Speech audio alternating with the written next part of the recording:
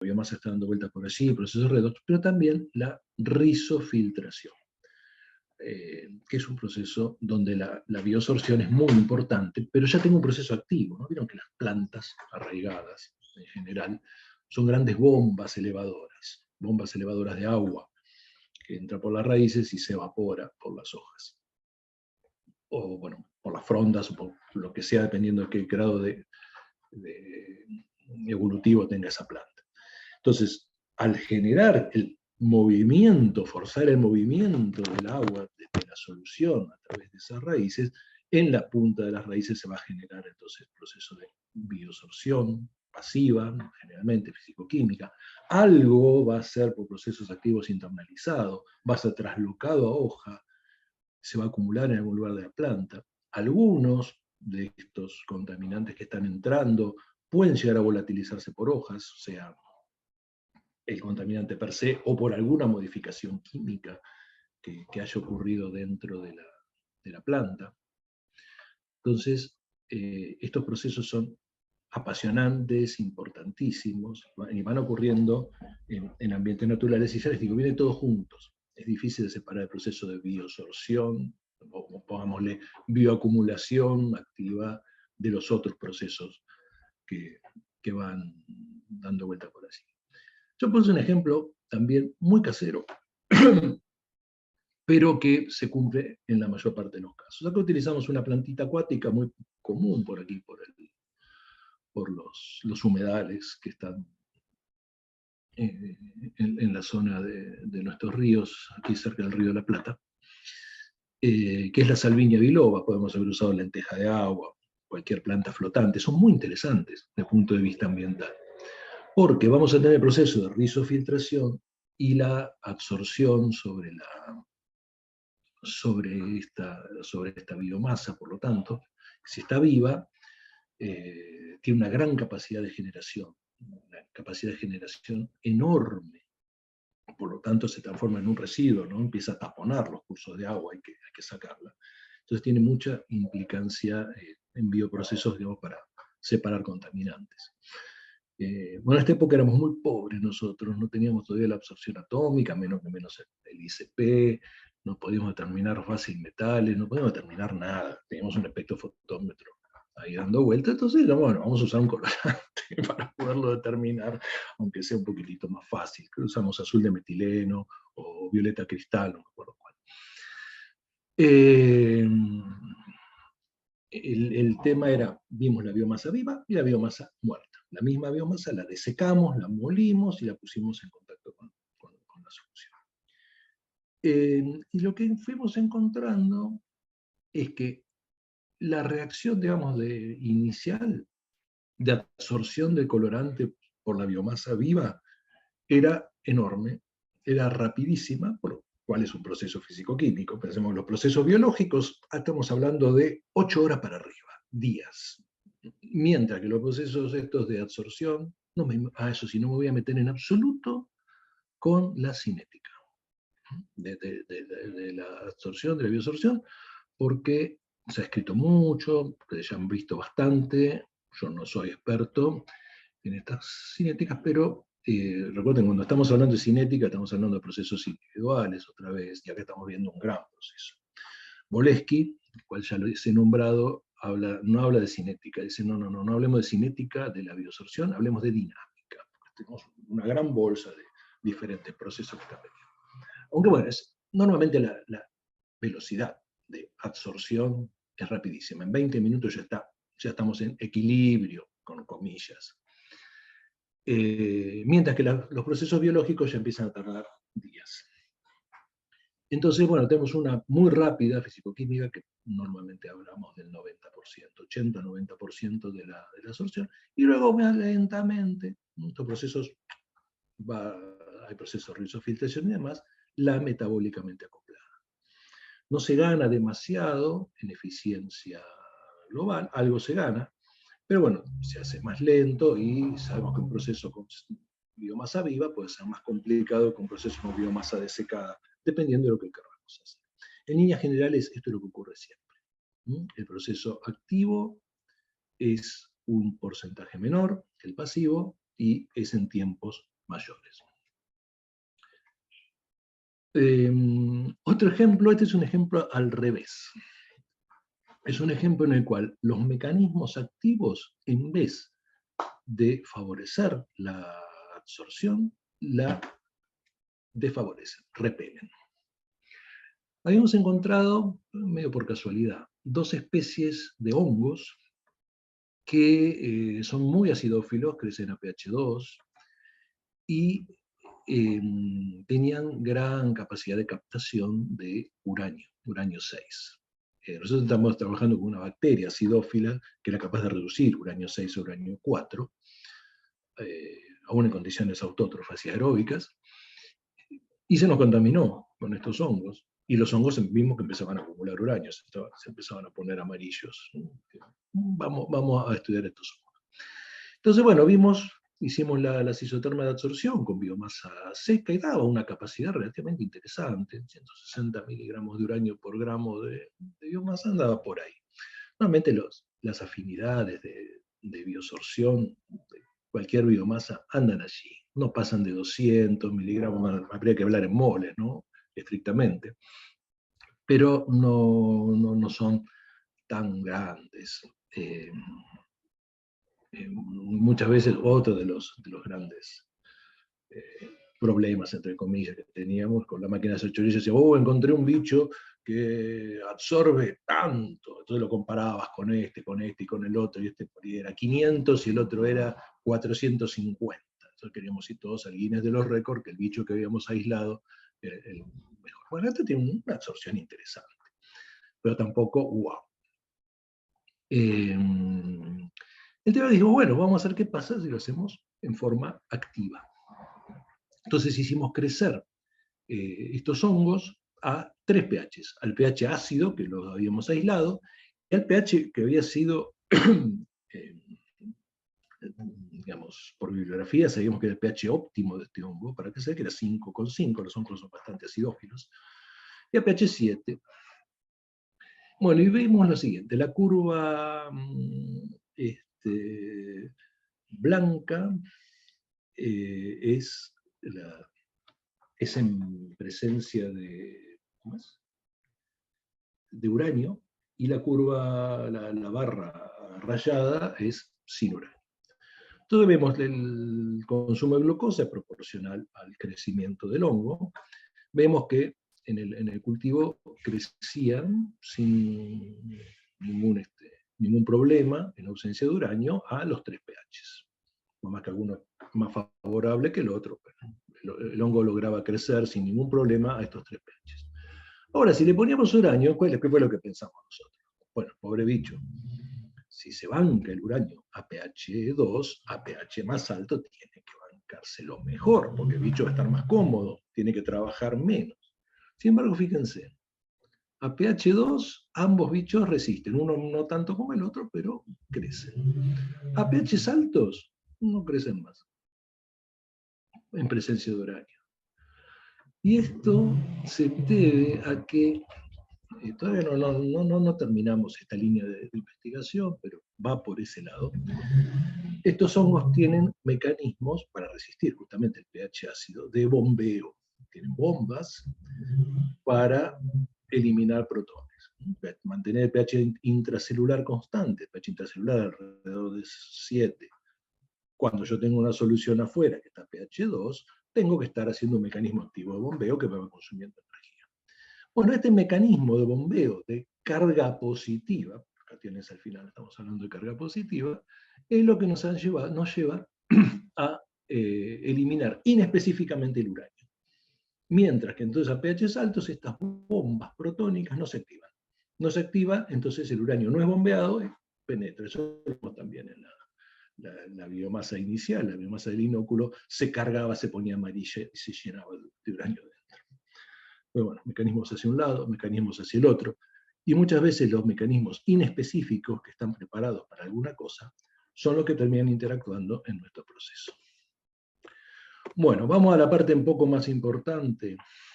¿Cómo trabajamos en aplicaciones ambientales?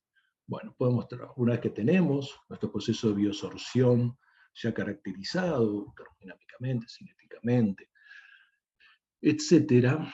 Podemos hacer cultivos en batch, podemos hacer procesos en batch, procesos en continuo. Y a su vez, biomasa suspendida o biomasa inmovilizada. La biomasa inmovilizada tiene unas cuantas ventajas sobre la suspendida, sobre todo cuando estamos hablando de la separación de biosolvente cargado. Salvo que la biomasa suspendida esté formando micropellets o tenga buenas propiedades de sedimentación, o incluso, como hacen algunos grupos, es agregarle partículas magnéticas dentro de la que crezcan sobre la biomasa y de esa manera poder separarla finalmente.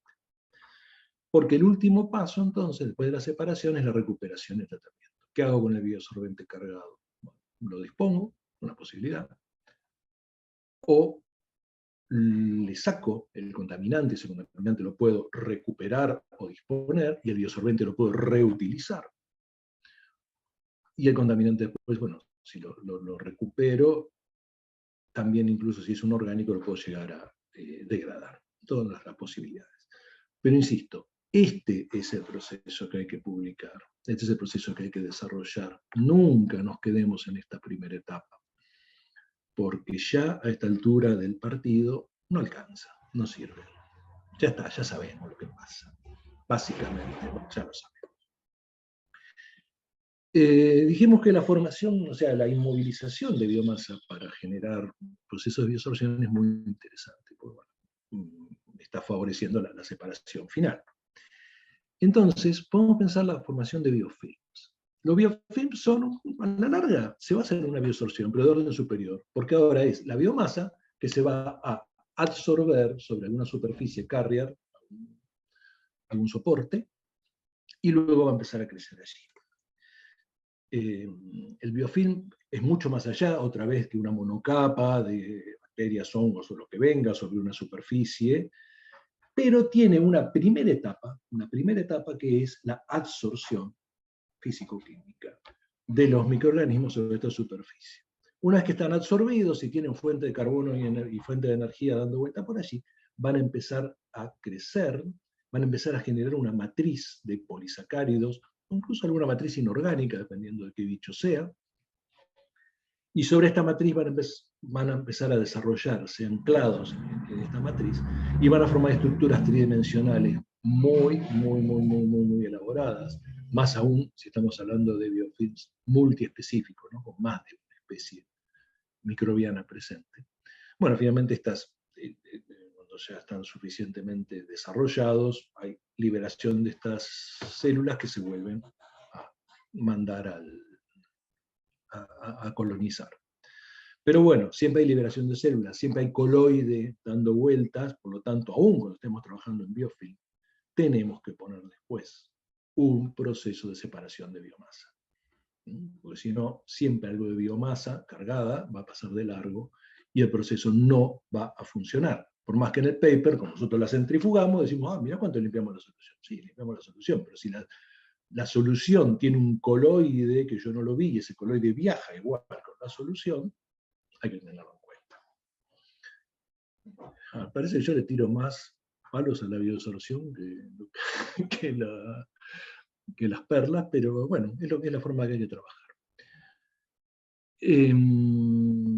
Bueno, otra vez, para formar un biofilm muchas veces es complicado porque la primera etapa, la etapa de absorción de microorganismos sobre un carrier, generalmente ambos van a estar cargados negativamente al pH, ¿no? Normalmente los pH isoeléctricos a través de los microorganismos están por debajo de 3, lo mismo de los carriers.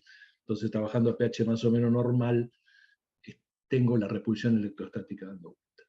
Esa repulsión, ¿cómo la puedo tratar? Bueno, los bichos en sí mismos se las arreglan básicamente con fuerzas hidrofóbicas. Porque en el ambiente, los microorganismos les encanta crecer adheridos. Siempre tiene una ventaja adaptativa crecer en biofilm que crecer planctónico, tanto para eliminar tóxicos, para evitar la predación, para concentrar los nutrientes. Siempre conviene crecer sobre un biofilm. Es por eso que los lechos de los ríos, los sedimentos, los biofilms que se forman sobre los sedimentos, es el sistema más apasionante que tenemos en química ambiental, bueno, bioprocesos ambientales. Porque allí es donde pasa todo. Allí pasa todo lo que tiene que pasar en los procesos que nos determinan el destino de los contaminantes y la autodepuración en un río.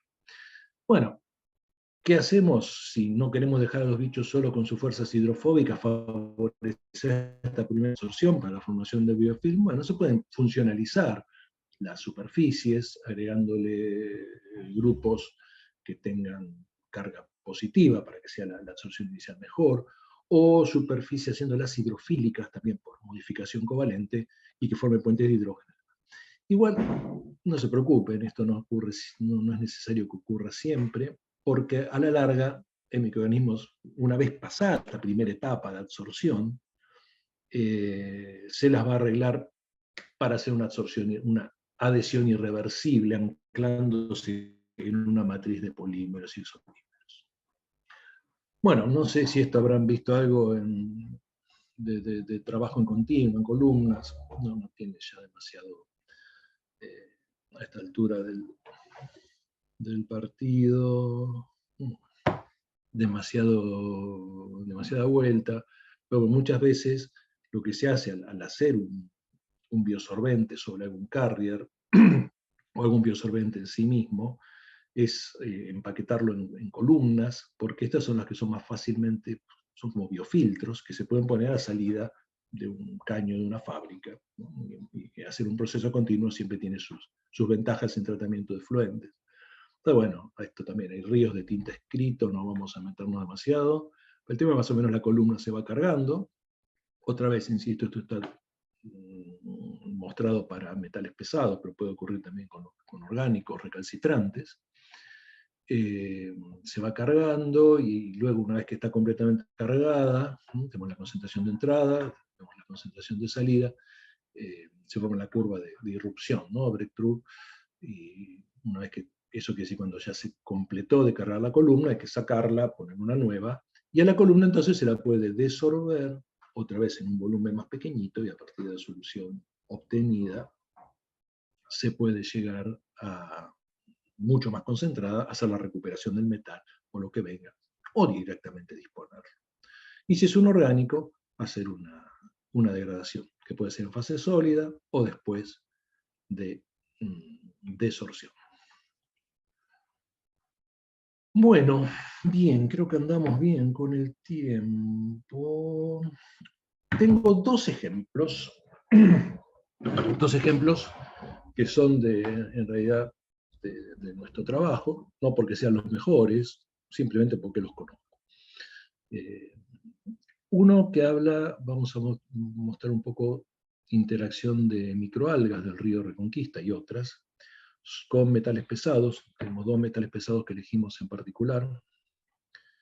En realidad elegimos tres: cobre, zinc y níquel, que la idea es trabajar siguiendo un orden de solubilidad de los hidróxidos, ¿no? Desde el más insoluble hasta el más soluble, y, digamos, presencia real en los sedimentos del río Reconquista. Son metales muy usuales en la industria, por lo tanto van a estar dando vueltas por allí.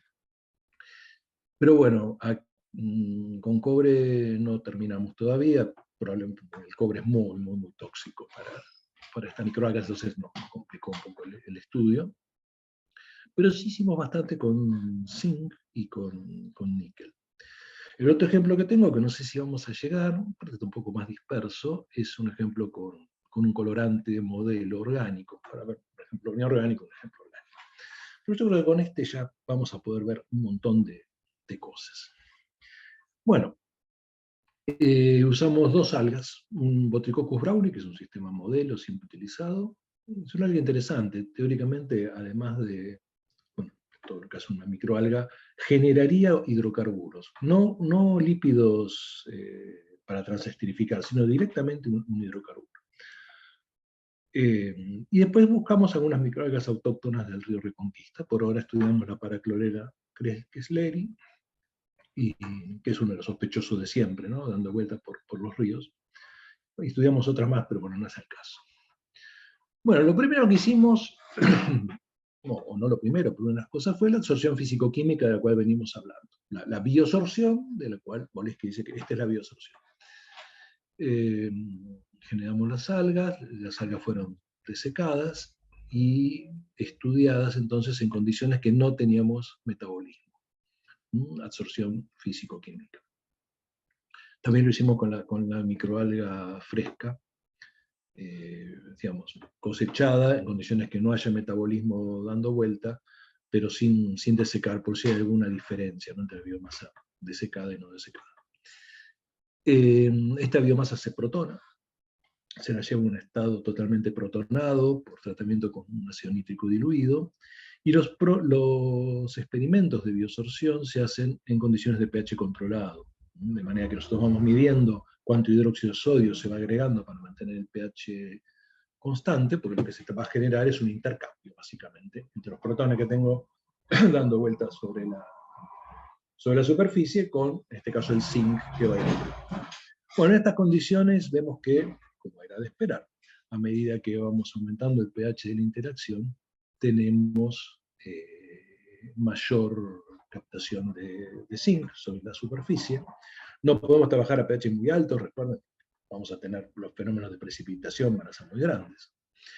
Y encontramos que la estequiometría zinc a protón era 1,1, por lo tanto estamos suponiendo que las especies predominantes no van a ser zinc 2, sino van a ser otras. Lo que aparece interesante, el zinc es bastante poco tóxico para estos microorganismos, bueno, poco. Es tóxico, pero a concentraciones que son interesantes desde el punto de vista ambiental, bien arriba de 100 ppm. El zinc puede bancarse el crecimiento. Encontramos, bueno, que había crecimiento, bueno, en los casos se veía un poco retrasado, pero de cualquier manera había, y el zinc disminuía durante el tiempo. Fíjense que acá en la escala de tiempo estamos hablando de días. Un proceso fotosintético tarda mucho en crecer, pero a medida que va creciendo la biomasa, la concentración de zinc comienza a descender. Si vemos a dos concentraciones iniciales de zinc diferentes, vemos creo que esto era 5 partes por millón, y esta era un poco más, no alcanzo a leer aquí, esta era como 30, bastante más concentrada. Vemos, esta curva que tenemos acá es el aumento de pH. Estas microalgas, estamos en presencia de nitrato como fuente de nitrógeno, esto es fundamental, y todo el mundo se lo olvida, y eso nosotros no lo teníamos presente en este momento, pero los referees internacionales no toman en cuenta la variación de pH debida al metabolismo de la fuente de nitrógeno. Ahora vamos a ver que si usamos otra fuente de nitrógeno puede pasar cosas completamente diferentes. Normalmente el aumento de pH, debido a un cultivo de microalgas, era atribuido a la fotosíntesis.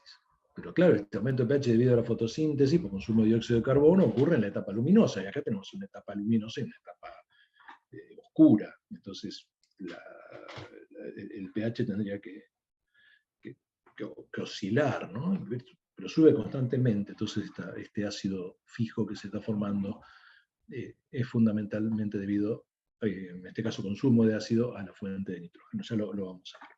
Entonces, bueno, subía el pH, subía la biomasa, pero la concentración nunca nos bajaba mucho de 5 ppm. En cambio, en el caso de concentraciones mayores, subía el pH y el zinc era removido en una gran cantidad de la solución. Y esto ya nos dio la pauta, acá lo vemos un poquitito más claro, cómo varía la concentración en función del tiempo y cómo varía el pH. Estamos en el equilibrio de pH, un equilibrio básicamente de zinc 2 a hidróxido de zinc, estamos ahí dando vuelta, jugando un poquitito con los KPS, está bien, con los métodos complejantes y demás. El efecto, digamos, del pH no podía disminuir esa concentración.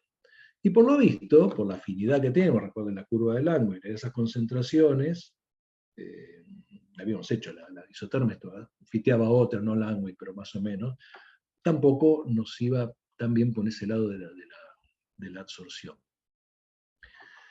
En cambio, concentraciones mayores de zinc, que en la parte las íbamos agregando a cada rato, sí se producía la precipitación. ¿Hasta qué valores? Sí, hasta valores equivalentes al equilibrio, ¿no? Que eran alrededor de 5 ppm más o menos.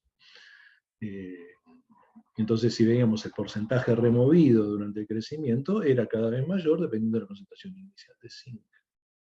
Porque, ¿qué pasa? Llega, precipita, básicamente, por el medio alcalino generado por los microorganismos, hasta el valor de equilibrio en esas condiciones, ¿no? Básicamente lo atribuíamos al equilibrio zinc a hidróxido de zinc y andaba bastante bien.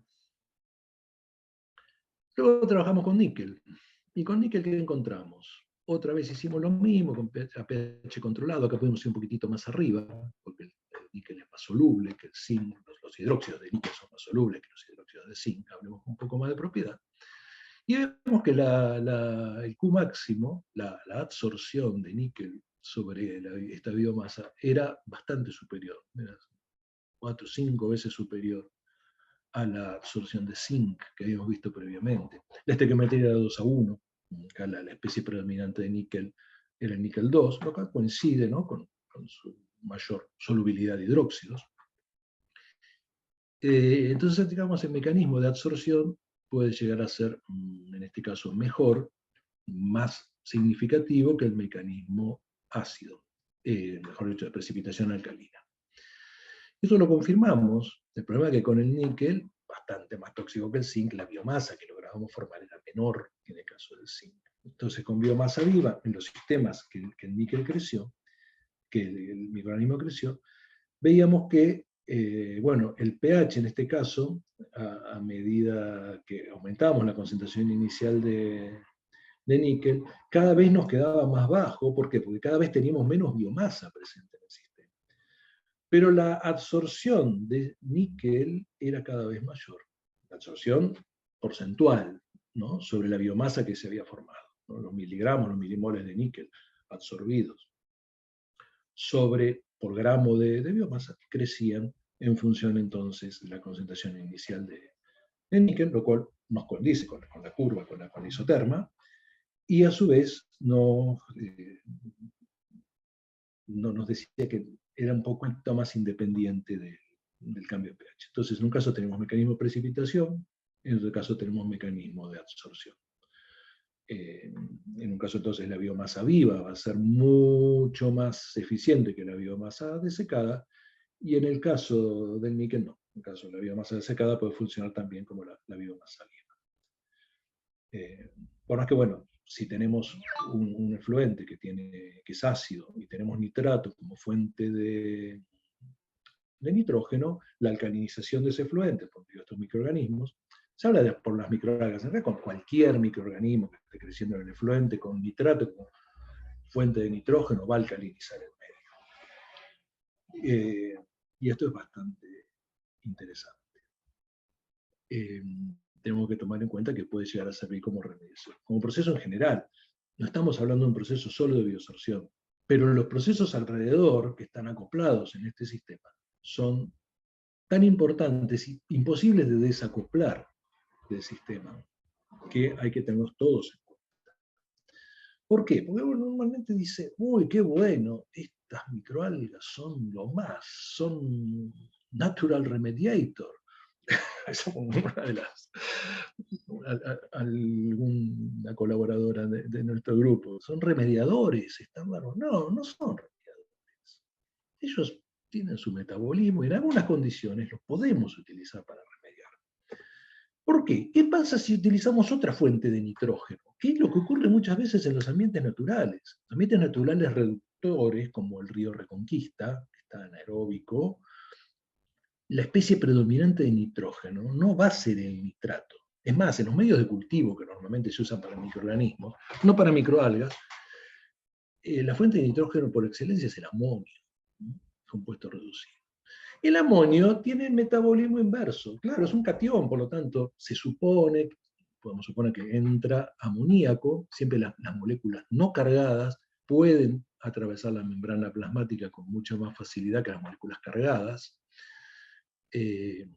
esto tiene mucho que ver con la toxicidad también, ¿no?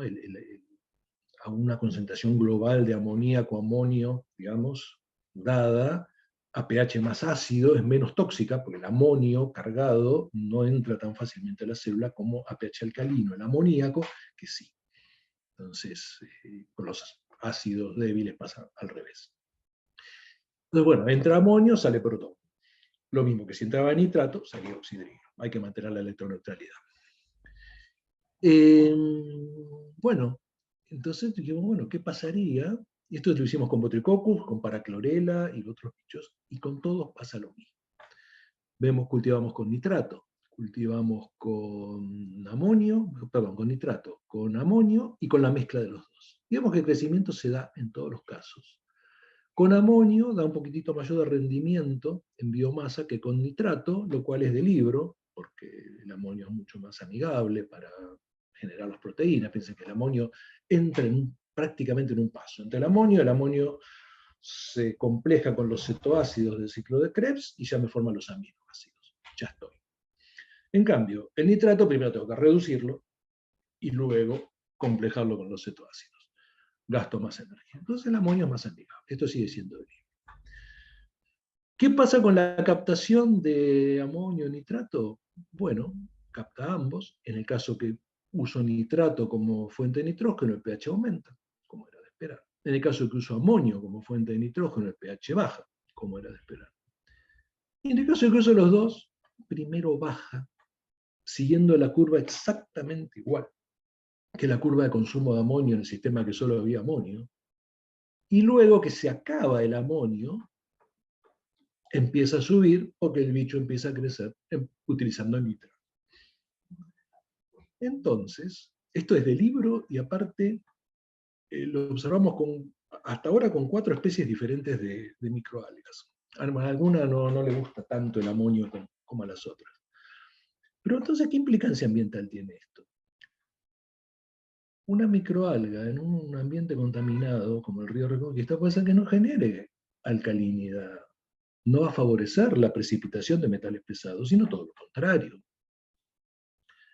A su vez, bueno, por suerte, los procesos que me regulan el pH en un río, que lo mantiene normalmente en un río contaminado, está relativamente alcalino, está entre 7 y 8. Son los procesos en los sedimentos en los cuales las sulfatorreductoras y otros microorganismos, al oxidar la materia orgánica, generan alcalinidad, ¿no? De alguna manera, como suben ácidos. Son mucho más fuertes estos procesos buffer que lo que podría generar el ácido que se podría generar por una microalga. Pero bueno, ojo, podemos llegar a hacer un proceso de remediación de zinc, pero si tengo nitrato en el efluente, no si tengo amonio. Vamos a meterle un ojito ahí.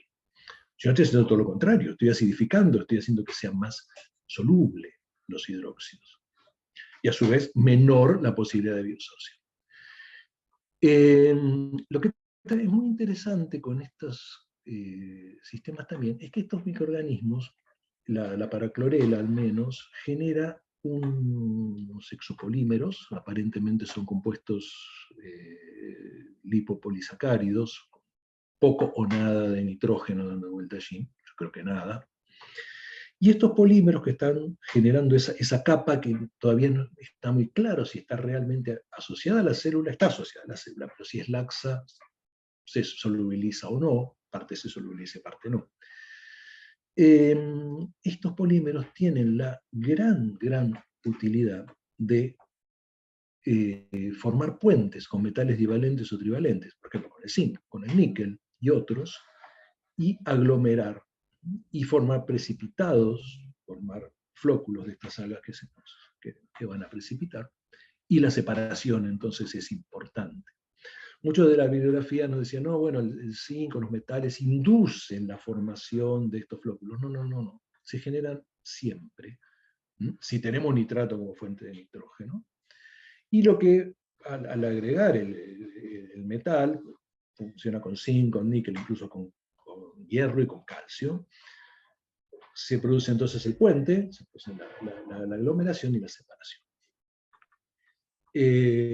Pero bueno, la formación de estos flóculos, de estos polisacáridos, de estos esta capa, la vemos acá en una tinción con tinta china, vemos las microalgas, y vemos toda la capa de este exopolímero, llamémoslo así por ahora, generado con el alguita creciendo con zinc. ¿Qué pasa cuando con nitrato como fuente de nitrógeno? ¿Qué pasa cuando lo hacemos con amonio como fuente de nitrógeno? Esto, no se nos genera esa capa. Entonces, si hacemos crecer la biomasa con una fuente de nitrógeno, va a ser un remediador. Vamos a poder utilizarlo, tanto por absorción como por precipitación. Pero si lo hacemos crecer con amonio, va a ser todo lo contrario, no va a absorber, porque no tiene esa capa de polisacáridos alrededor, que es la que favorece la absorción. No la voy a poder separar de la solución, porque no voy a formar esos puentes cruzados y la voy a poder precipitar, va a seguir siendo un coloide y va a seguir viajando, y no me va a servir para nada. Fuimos un poco más adelante, y estos son datos de este año, y encontramos que en realidad las microalgas generan la capa de polímero cuando el pH es superior a 6, por allí. Entonces, cuando la hacíamos crecer a pH controlado, con amonio y con nitrato, en el caso aún creciendo como amonio como fuente de nitrógeno, pero manteniendo el pH controlado externamente, volvían a generar la capa. Entonces, no era efecto de la fuente de nitrógeno, sino el efecto del pH asociado al metabolismo de la fuente de nitrógeno. Entonces, como ven, hay que tener muchísima precaución al ver las operaciones de bioabsorción, las operaciones de generación de los biosorbentes, los procesos acoplados y demás, porque hay muchísimos factores que hay que tener en cuenta en estos procesos, que no siempre se tienen en cuenta y pueden llegar a ser peligrosos. Por eso van a ver muchos que trabajen con microalgas lo sabrán. La literatura con microalgas se basa en medio de cultivo, y en medio de cultivo la fuente de nitrógeno es el nitrato, porque hay incluso un mito que las microalgas no crecen con amonio. Guarda, los resultados obtenidos en esas condiciones no son directamente extrapolables a condiciones naturales. Bueno, esto por un lado. No sé cómo andamos por el tiempo, porque quiero que haya algo medio ya, ¿no? Sí. Hola, profesor. Sí, quedan 15 minutos. Por eso, que podríamos destinarlo un poco a diálogo, ¿no? y a preguntas. Acá tenemos ya 2 preguntas formuladas, el resto supongo que va a ir preguntando como usted quiera. Es otro ejemplo, es un ejemplo que habla de absorción de orgánico y posterior degradación, pero me parece que mejor dejémoslo, si hay alguna cosa. Acá están las fotitos de los micropellets. Y pasemos a las preguntas, ¿sí? Y después, si queda algo de tiempo, podemos llegar a ver algo de esto, porque no aporta nada demasiado, ¿no? Más allá de lo que fuimos diciendo. ¿Les parece? Perfecto, bueno, muchas gracias, profesor. Voy a comenzar a leer las preguntas que ya están en el chat. Jonis pregunta, en su experiencia, ¿cuáles son las propiedades de mayor importancia que debe tener una partícula para una columna empacada de absorbente en un proceso de sorción en continuo? Bueno, ante todo, que la partícula no cambie de forma ni de tamaño, que no se hidrate tanto, o la partícula previamente ya tiene que estar hidratada, porque si no la columna se tapa. Las condiciones de permeabilidad son fundamentales. Y suele llegar a haber problemas muy seguido con, justamente, cuando uno busca estas partículas, muchas veces cuanto más se hidratan, cuanto mayor superficie van a tener, mayor capacidad de absorción van a tener. Pero a su vez tenemos que tener en cuenta eso, ¿no? Siempre tenemos que dejar un espacio poroso para que pueda llegar a fluir el medio por la columna y que este flujo no cambie demasiado con el tiempo. Y eso, cuando hablamos de biomasa, es bastante complicado, porque la biomasa siempre está sometida a procesos de degradación, a otro tipo de procesos. Entonces no muchas veces es posible que la columna pueda andar demasiado tiempo. No soy especialista con esto, así que hay muchos desarrollos que van hacia diferentes tipos, ¿no?, de carriers, pues muchas veces la biomasa per se para empaquetar una columna no es demasiado amigable, muchas veces hay que tratar de hacer una inmovilización de la biomasa sobre el carrier, y ahí creo que las propiedades del carrier son las más importantes. Nosotros trabajamos mucho con inmovilización sobre arcillas, ¿no?, con morilonitas, y andaba muy bien. La propiedad de complejo biomasa-arcilla era mucho mejor para la separación posterior que la de la arcilla en sí misma y que la biomasa en sí misma. Y logramos formar micropellets con esta arcilla, este complejo arcilla-biomasa, que paquetaba bastante bien. Pero a la larga, morilonita, hidrata. Termina expandiendo, termina hidratando la biomasa también. Y se termina tapando.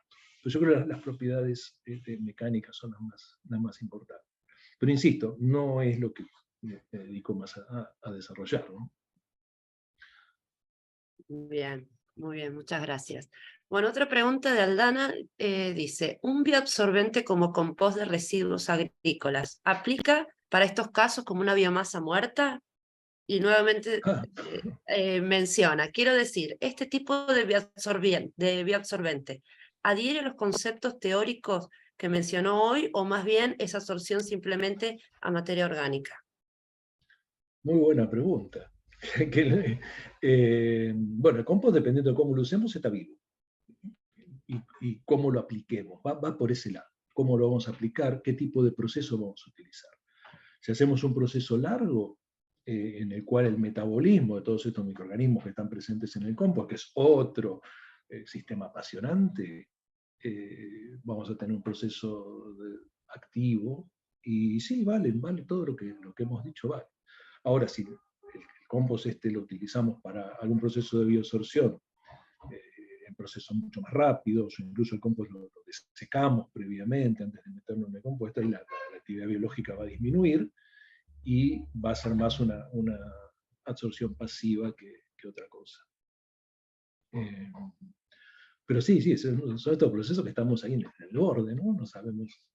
Y yo creo que todo depende de qué clase de proceso estemos diseñando y para qué, ¿no? Si vamos a ir para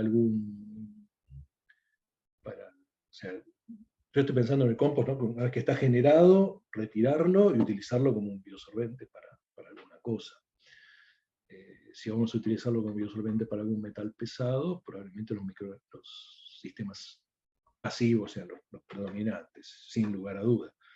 Ahora, si queremos utilizar algún orgánico que se absorba sobre el compost, luego de la absorción, puede, justamente por la actividad biológica del compost, puede llegar a haber degradación.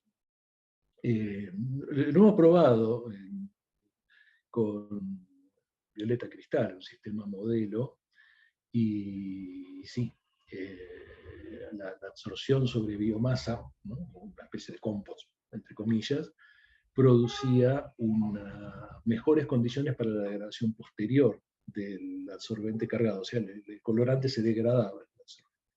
También se usa mucho, ya acá no estaríamos hablando de bioabsorción, para la degradación de plásticos y microplásticos. Los plásticos que quedan retenidos, los microplásticos más aún, en compost, debido a la meteorización de los plásticos, tienen una degradación más importante que si están en otras condiciones, ¿no? Todo por el mecanismo de ataque del consorcio microbiano que está metido por allí. Bueno, muy bien, quedó claro, creo. Bueno, por el momento no hay más preguntas. Aquí aparece otra. Paola dice, gracias por su exposición. ¿Cuál considera que es la disposición final más conveniente para metales pesados? Bien, acá te voy a contestar con mi onda hippie, y es: no metamos la basura bajo la alfombra. Tratemos no de disponerlos, sino de recuperarlos. Lo mejor para los metales pesados sería, hoy en día que encima valen muy caros, sería intentar, a partir de la concentración, ¿no?, del metal en algún solvente, por ejemplo, tratar de hacer el proceso inverso y, sea lixiviación, biolixiviación o lo que venga, y recuperar ese metal. Creo que tenemos que ir para ese lado. No disponerlo, sino recuperarlo.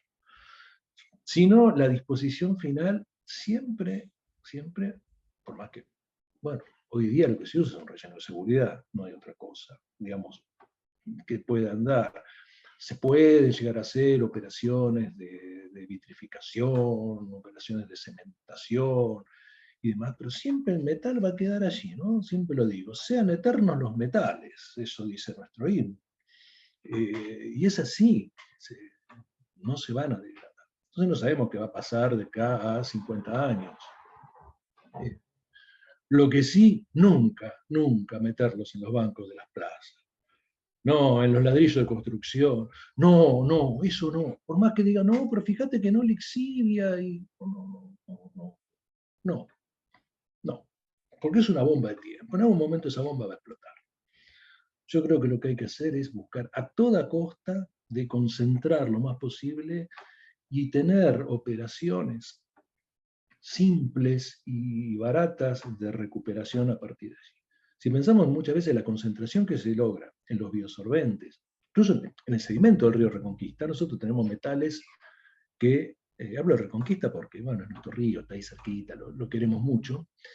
Tenemos metales que están en orden de gramos por litro, tenemos un gramo por litro, por kilo, 1 gramo por kilo de zinc, incluso vimos 2 gramos por kilo de cromo.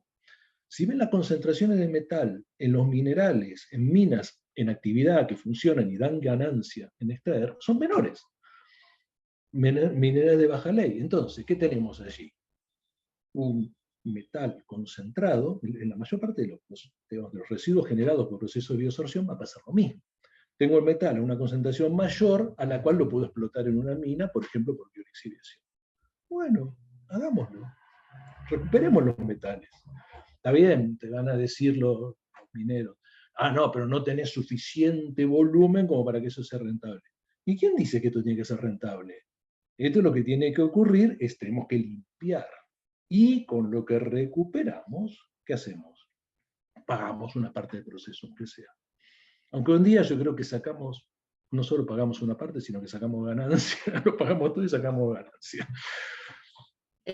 Aquí Paola pregunta nuevamente, ¿están ensayando algún proceso de recuperación? Sí. Nosotros estamos, o sea, yo no voy a decir desde qué año del siglo pasado trabajo en biolixiviación y nos estamos centrando en la recuperación de metales a partir de diferentes residuos, hoy por hoy del río Reconquista, de los sedimentos del río Reconquista, pero también de chatarra electrónica, todo esto con respecto a los metales. A los orgánicos, no, eso lo tratamos de reventar, de degradar totalmente. Relacionado con lo mismo, pregunta Daniela si han probado métodos de recuperación tipo oxidación de los bioabsorbentes. Oxidación de los bioabsorbentes. No sé si eso sería para recuperarlo. Habría que ver justamente después del proceso con qué características queda el bioabsorbente.